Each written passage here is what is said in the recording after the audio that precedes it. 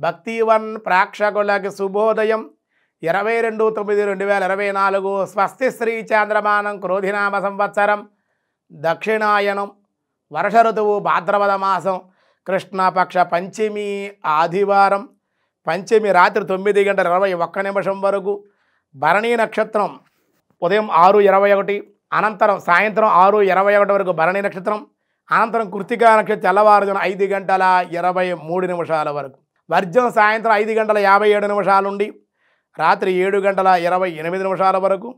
దుర్ముహూర్తం సాయంత్రం 4:19 నుండి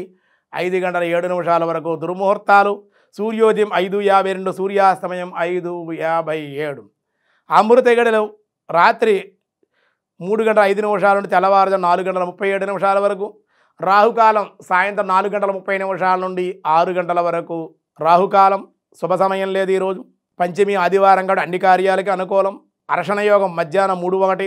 కౌలవకరణం ఉదయం 10:22 తైతులకరణం రాత్రి 9:21 దినారంభ చక్రాన్ని బట్టి ఈరోజు మేష వృషభ మిథున కర్కాటక రాశి వారికి అనుకూలంగా ఉంది సింహ కన్య తుల వృశ్చిక రాశి వారికి కూడా చాలా బాగుంది ధనస్సు మకర కుంభ మీనరాశి వారికి కూడా అనుకూలంగానే ఉంది అని చెబుతూ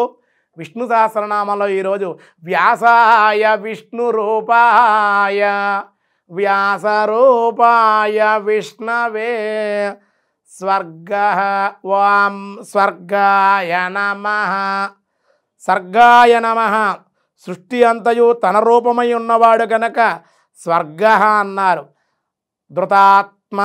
ఓం ధృతాత్మనే నమః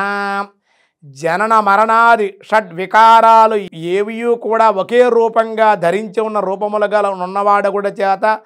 ధృతాత్మ అని శ్రీపతిని అర్చనీయుడుగా ఆరాధించారు నియమ